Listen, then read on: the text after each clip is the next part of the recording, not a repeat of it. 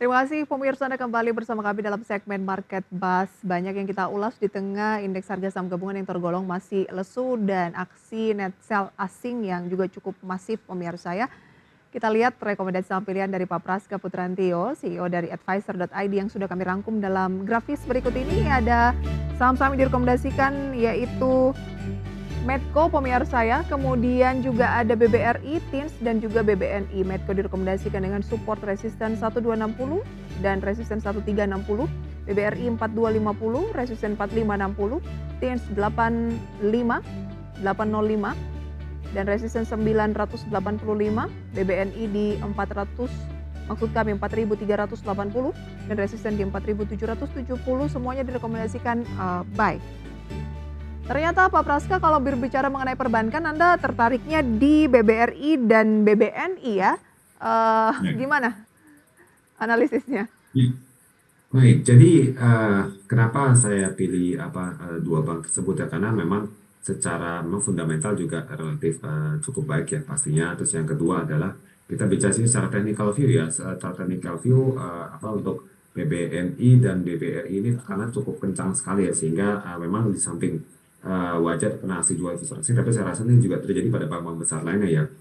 Jadi di samping secara price earning ratio yang relatif menarik ya, relatif murah dibandingkan dengan rata-rata ya kita bicara 3 tahun terakhir ya, dan juga kita lihat BBNI pun juga cukup murah di bawah 10 kali untuk price earning ratio yang seperti itu. Baik, Dan untuk tadi BBRI ya, BBRI sendiri kalau saya amati di sini perkembangan harga sahamnya sudah all time low kurang lebih hampir lebih dari setahun terakhir ya. Jadi di level 4.300 sehingga menurut saya menjadi peluang yang menarik ya untuk diakumulasi investor seperti itu dengan target resisten di tadi kisaran 4560-an ya seperti itu untuk BBNI sementara BBNI maksud saya, sementara kalau BBNI juga tekanan jual juga cukup kencang ya, dan sekarang sudah mendekati area strong support di level 4380. Jadi kalau kita masuk ya mungkin strong support di 4380 atau 4400 ya, dengan target resisten di level 4770 4780 seperti itu. Tetap kita mainnya masih main jangka pendek dulu ya karena kondisi market kan saat ini tampaknya masih cukup fluktuasi dengan berbagai macam sentimen eksternal seperti itu. baik.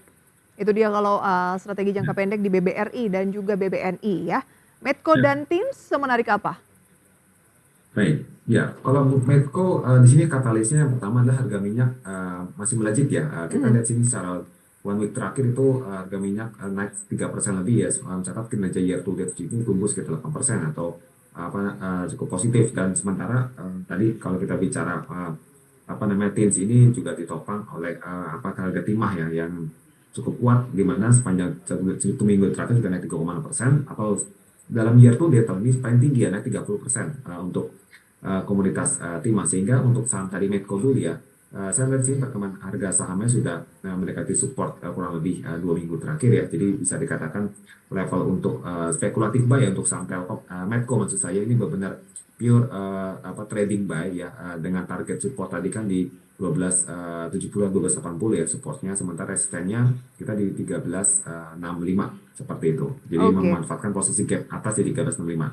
Apalagi karena sudah Sementara untuk melemah cukup TINS panjang juga ya. ya bagaimana? Karena sudah melemah cukup panjang juga ya, Ya, berturut-turut dari tanggal 7 sampai dengan tanggal 14 ya, untuk Medco ini. ya, Makanya Anda betul. melihat secara teknikal kayaknya harusnya ada pembalikan arah ya? Ya, untuk jangka pendek apalagi harga minyak cenderung kembali rebound seperti itu. Jadi paling nggak menjadi katalis positif. Baik, Anda tidak tertarik ya kalau ngomongin minyak itu saham-sahamnya yang sudah naik, kayak misalnya kemarin DSSA, Bull, PTRO, Pegas, Cuan. Anda lebih tertarik yang secara teknikalnya itu, turun, tapi ada momentum pembalikan arah, Ya, bukan mengejar yang sudah naik ya? betul. Ya, kita mencari lebih prefer pada yang masih lagging seperti itu. Baik, baik, TINS. Ya, baik. Konstruktif tadi juga secara fundamental ya, kita lihat di samping juga tadi komoditasnya cukup bagus ya. Sepanjang year to date tuh naik 30% secara komoditasnya, dan juga kalau kita lihat secara kinerjanya itu untuk saham TIMS juga diperkirakan relatif membaik ya. Apalagi kalau harga rata-rata timah saat ini di tahun berjalan 2024 ini cukup membaik. Ini akan mendorong pertumbuhan pendapatannya bisa lebih baik.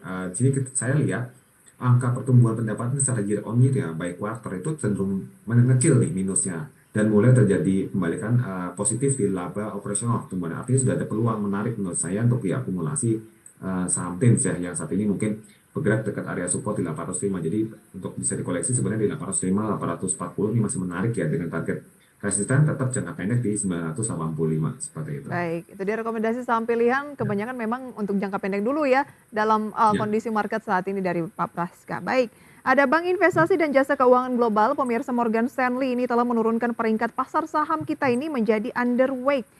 Dan nanti akan kita ulas berikut juga pembukaan perdagangan pada pagi hari ini. Jelang akhir pekan, indeks harga saham gabungan turun lagi 0,15% di 6.821. Selengkapnya usai jeda pemirsa, tetaplah di segmen Market Buzz. Dan pemirsa, waktu menunjukkan pukul 9:07 waktu Indonesia Barat. Berikut update pembukaan perdagangan sesi pertama jelang akhir pekan. IHSG melemah 0,18% atau 8 poin ke 6.823. Dengan nilai tukar rupiah terhadap dolar Amerika Serikat melemah di 16.284. Terus dicoba untuk tetap ditahan, tidak menembus 16.300 untuk rupiah ya. Berikut deretan saham gainers based on value pagi hari ini. Ada Campina Ice Cream Industry Tbk yang melambung 25%, Sekar Laut atau SKLT naik 15%, Martina Berto atau MBTO naik 13%, kemudian ada IBOS, SMKM, PAMG, Wika hari ini juga menguat pemirsa 6%, DGNS dan juga ada PV. Losers ada satu atau Kota Satu Properti, Kasa, Japfa, Raja, Jekon, SNLK, Bird, DSNG dan juga ada Mark.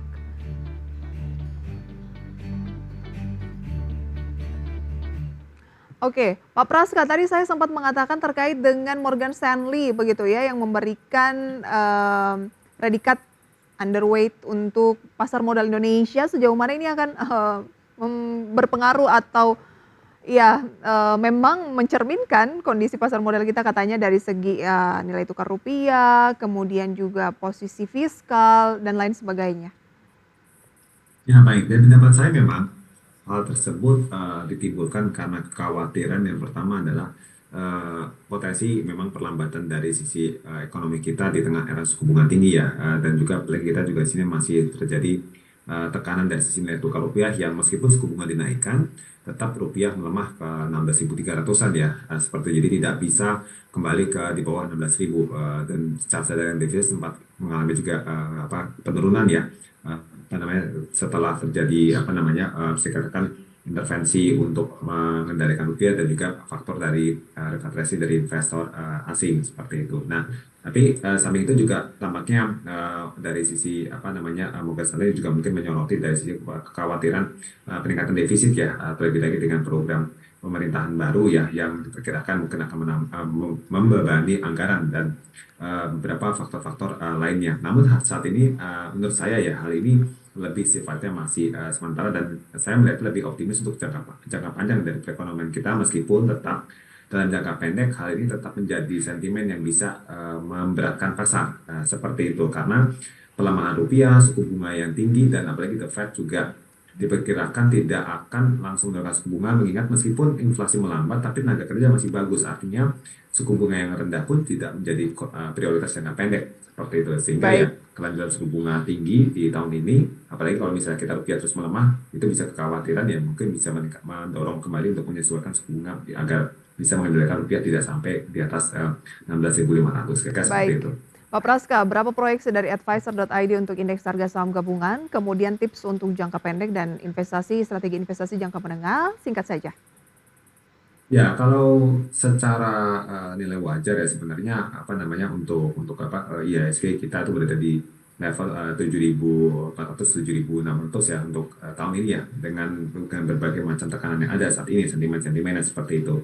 Dan untuk hari ini ya IHSG juga diperkirakan melemah ya, sesuai dengan pembukaan tadi, dengan support diperkirakan di 6.808 ya, sampai di resistennya kita perkirakan di level memang agak tipis dengan hari ini di level 6.852. Dan strategi bagi investor sebenarnya, investor tuh sebaiknya beli bertahap ya, kita wait and see ya, melakukan averaging down ya, averaging ya bisa up and down ya tergantung dari kondisi dari sahamnya, dan tetap harus memilih pada saham-saham yang secara fundamental mungkin kita bicara 3-5 tahun terakhir sustainable, mampu mencatatkan laba operasional, laba bersih positif seperti itu, meskipun secara angka pertumbuhan mungkin mengalami penelamahan karena memang kondisi ekonomi dan juga lebih overweight pada saham-saham yang dividend player. Menurut saya ini juga menarik ya. Di tengah Baik, saham-saham lagi terdiskon, yang lagi dividend player bisa mendapatkan cash flow lebih menarik seperti itu. baik. Ini kesempatan bagi yang belum punya, khususnya di harga yang rendah dengan fundamental yang cukup oke, tapi harus jeli begitu ya. Ya, Terima kasih banyak Pak Praska untuk sharing ya. informasinya. Sukses selalu untuk Anda. Selamat menyambut akhir pekan. Terima kasih Mbak Prisa, selamat pagi.